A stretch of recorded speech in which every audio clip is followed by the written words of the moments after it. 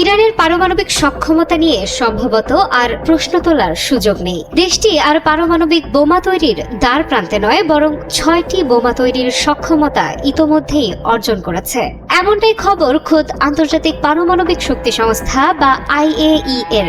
এমন পরিস্থিতিতে বিশ্ব রাজনীতি দাঁড়িয়ে গেছে সম্পূর্ণ নতুন গল্পের মোড়ে। এতদিন ধরে মোড়ল রাষ্ট্র বলে পরিচিত ছিল যুক্তরাষ্ট্র ও তার পশ্চিমা বন্ধু রাষ্ট্রগুলো, যাদের হাতে ছিল ইতোমধ্যেই পারমাণবিক শক্তির জোর। তবে এবারে চিত্রনাট্যে এসেছে নতুন ছোঁয়া। ইরান যদি পারমাণবিক শক্তিধর রাষ্ট্রে পরিণত হয়ে থাকে, তাহলে মধ্যপ্রাচ্যের অনেকটা কর্তৃত্ব চলে আসবে দেশটির হাতে। তাতে বিশ্বের বিশাল একটি অংশ থেকে আধিপত্য হারাবে বর্তমান মোড়ল রাষ্ট্র যুক্তরাষ্ট্র ও তার ঘনিষ্ঠ মিত্র ইসরায়েল। আর সেটা এত সহজে মেনে নেবে না পশ্চিমারা। তাই বলা যায় ভবিষ্যৎ রাজনীতির সমীকরণ হতে চলেছে জটিল থেকে জটিলতর, যেখানে মূল চরিত্রগুলোর ওপর নির্ভর করবে বিশ্ব শান্তি ও অস্থিরতার মাপকাঠি। যদিও যুক্তরাষ্ট্রের বর্তমান প্রশাসন শান্তি শব্দটিকে পুঁজি করে বহু বক্তব্য দিয়ে যাচ্ছে, দেশটির প্রেসিডেন্ট ডোনাল্ড ট্রাম্পের বক্তব্য পৃথিবী জুড়ে চলমান অর্থহীন যুদ্ধ বন্ধ করবে তার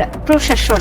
সঙ্গে তৃতীয় বিশ্বযুদ্ধ খুব কাছেই, এমন সতর্কবার্তা জুড়ে দিয়ে বিশ্বকে আশ্বস্ত করে ট্রাম্প বলেন এই যুদ্ধ তিনি ঘটতে দেবেন না, আর যদি ঘটেও তবে সেই যুদ্ধে অংশ নেবে না যুক্তরাষ্ট্র। যদিও ট্রাম্পের এমন বক্তব্যে স্বস্তি মেলেনি বিশ্লেষকদের। ট্রাম্পের 1 মাসের শাসনামলে কথায় ও কাজে তেমন মিল না থাকায় ইরানের পারমাণবিক সক্ষমতা অর্জনে বিশ্বে তৈরি হয়েছে নতুন সংকট।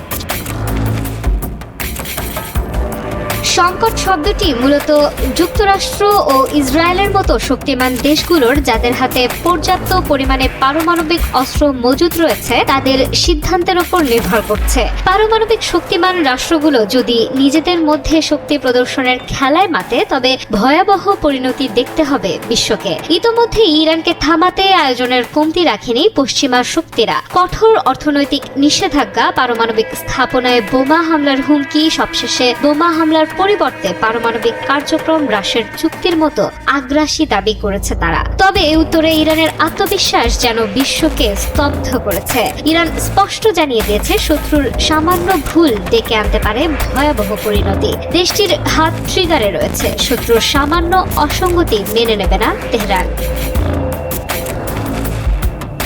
ইরানকে থামাতে বারবার নিষেধাজ্ঞার বলয় তৈরি করেছেন ট্রাম্প, যদিও তাতে সফলতার মুখ দেখেননি তিনি।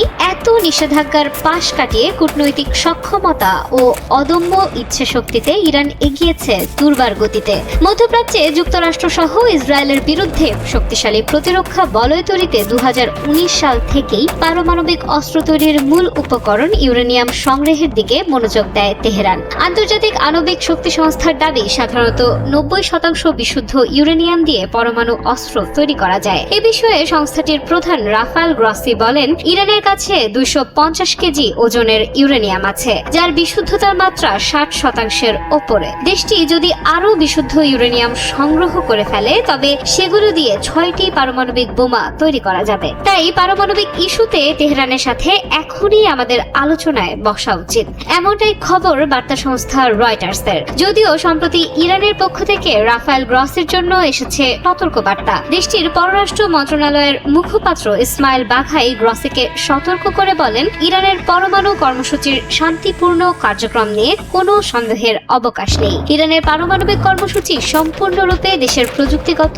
ও শিল্প কৌশলগত চাহিদার ভিত্তিতে পরিচালিত হয় এবং এটি পরমাণু অস্ত্র বিস্তার রোধ চুক্তি, NPT ও আন্তর্জাতিক পরিদর্শন সংস্থার চুক্তির অধীনে সম্পূর্ণ আইনসম্মতভাবে পরিচালিত হচ্ছে।